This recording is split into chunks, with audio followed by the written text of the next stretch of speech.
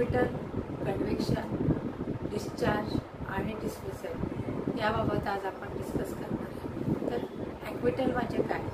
तर एखाद्या व्यक्तीवर गुन्हा केला असा जर आरोप लागला, पोलीस स्टेशनला गेले, याने असा गुन्हा केला असं सांगितलं गेलं आणि पोलिसांनी तपास केल्यानंतर त्याच्यावर तो चार्ज लागला गेला. आता हे चार्ज लागल्यावर कोर्टात केस दाखल होते, कोर्टात खटला चालतो आणि दोन्ही साईडचे साक्षी पुरावे येतात, कोर्टासमोर सादर केले जातात आणि मग त्याच्यावर जज डिसिजन देतो. जेव्हा दोन्ही साईडचे साक्षी पुरावे बघून कोर्ट निर्णयापर्यंत येतं की ह्यानी हा गुन्हा केलेला सिद्ध होऊ शकत नाही. याचा अर्थ काय झालं?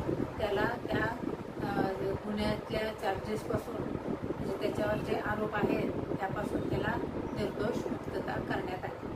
ॲक्विटलचा अर्थ असा होतो.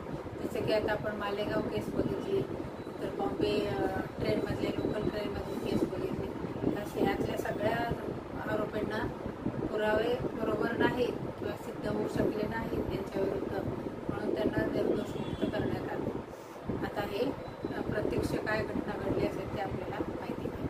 आता दुसरं आपण हे बघतो की ॲक्विटल झालं. आता कन्व्हिक्शन बघूया. आता सेम एखाद्या व्यक्तीवर जर गुन्हा दाखल झाला पोलीस स्टेशनला, त्याचा तपासाअंती त्याच्यावर आरोप लावण्यात आले आणि नंतर केस कोर्टात गेली, तर कोर्टात साक्षी पुरावे झाले जजसमोर, जजने दोन्ही साईडचे साक्षी पुरावे, डॉक्युमेंटरी पुरावा जो काही तपासात आलेला असेल हे सगळं केल्यानंतर जर त्या आरोपीच्या विरुद्ध तो गुन्हा साबित झाला की ह्याने हा गुन्हा केला हे जर सिद्ध झालं, त्या डॉक्युमेंटरी पुराव्यात आणि तपासात, तर त्याला काय झालं? कन्व्हिक्शन लागलं, म्हणजेच त्याच्यावर आरोप सिद्ध झाला.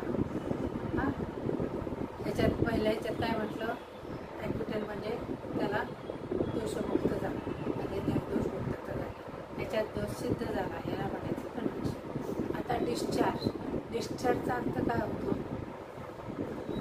गुन्हा पोलीस स्टेशनला गेला, गुन्हा त्याने असा गुन्हा केला एखाद्या व्यक्तीने, नंतर त्याचा तपास करण्यात आला आणि त्याच्यावर चार्जेस लावण्यात आले, परंतु जेव्हा जज समोर जातं तेव्हा ते चार्जेस सिद्धच नाही होऊ शकत किंवा तेवढे त्याचे प्रेमापाशी अशी काही केसच नाही की ह्याच्यावर चार्जेस लागू शकतात. म्हणजे प्रथमदर्शनी जो पुरावा आहे तो त्याच्यावर सबळ पुरावा नसल्यामुळे ती केस कोर्टात यायच्या आधीच, कोर्टात सुरू व्हायच्या आधीच त्याला त्या चार्जेसपासून म्हणजे त्याच्यावरच्या आरोपापासून मुक्त केलं जातं, म्हणून त्याला काय म्हणायचं? डिस्चार्ज. चार्जपासून त्याला मुक्ती मिळते. हे काय होतं? केस चालायच्या आधीची स्टेज डिस्चार्ज म्हणजे कोर्टात केस सुरूच राहते. हां, आता आपण हे बघूया की डिस्मिसल म्हणजे काय?